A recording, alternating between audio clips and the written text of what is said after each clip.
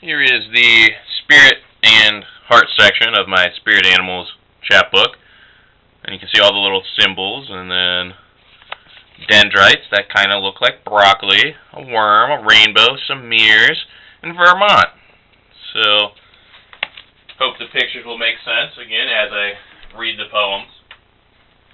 The first really tiny poem that comes out of this section is called Alzheimer's, and my grandpa had Alzheimer's, and I know a lot of people struggling with family members who have this, and it's kind of scary, it's kind of freeing, and then I just ended up writing this poem as a way of thinking through that. So this one's called Alzheimer's. A gray worm wriggles through its tunneled soil. Broccoli trees reach ceaselessly over blank spaces. Pathways in the brain must be as numerous as maps of the world's streets. What gives us pause? So then, originally I'd written like a really longer piece, and it was attached to this idea of reincarnating. So I'm just going to go ahead and read the other part of the piece that went with Alzheimer's. That's just kind of a funny performance piece, and it's called Reincarnate. Look before you leap. It's so cliche. You just gotta go, the skydriver with the faulty parachute said, before plummeting to his demise. Thinking is overrated. You just need to let loose, the drunk boy mumbled, and then he peed on an electric fence. The voltage went up his stream, killing him instantly. Is that just dumb luck? But then there's the zebra lounging by the lioness, oblivious of her lip licking, talking up how great it is to be carefree. Trust in your instincts. Count on them, the calico cat said, before using her ninth life to chase a bird flying over the freeway. Ignorance is bliss, the dodo bird said, and then he hurdled a cliff in a sad, stupid attempt to fly. I find myself saying, I should have seen that coming all the time. And I'm just happy my mistakes haven't been deadly yet. So, I can kind of have dark humor, and that definitely comes across in that poem there. You know, people dying is not funny in real life, or animals for that matter. But it just kind of took the idea of death, and I hope that if you die in that terrible, awful, quicko way that you are reincarnated, who knows what happens after we die. So, those were just some poems kind of dealing with some heavier topics. And then I was reading a lot of Tyrone Williams for school and grad school poetry, and he took Humpty Dumpty and mixed it with some of his poetry to make kind of like a political statement.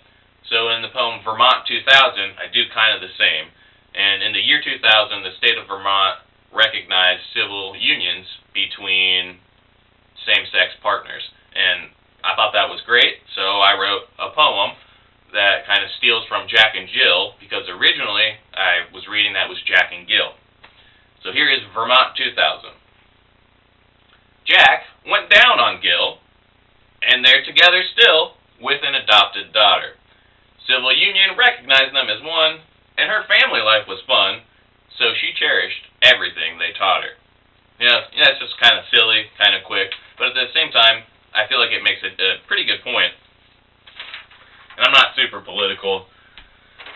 I just really like to believe in other people, and equal rights is kind of a big thing for me. And then the last poem in the Spirit and Heart section is called Inside Out.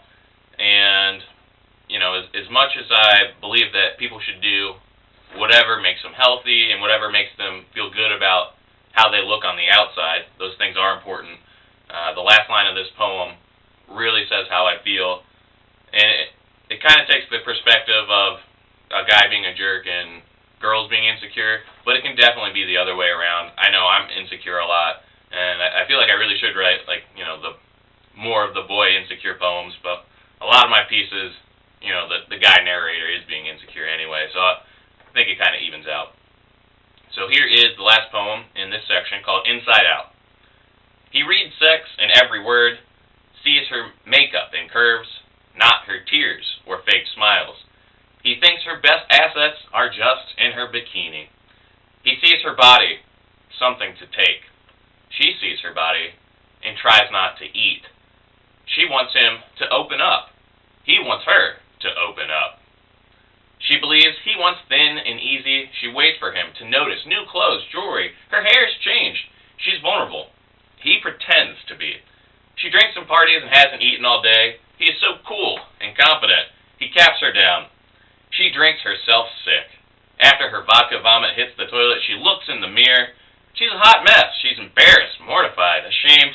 She doesn't see Kate Upton, Megan Fox, Kim Kardashian, or some other stupid celebrity, and she's so sad. She thinks she needs to change. She says, maybe it's me. It's not. Beauty is inside out.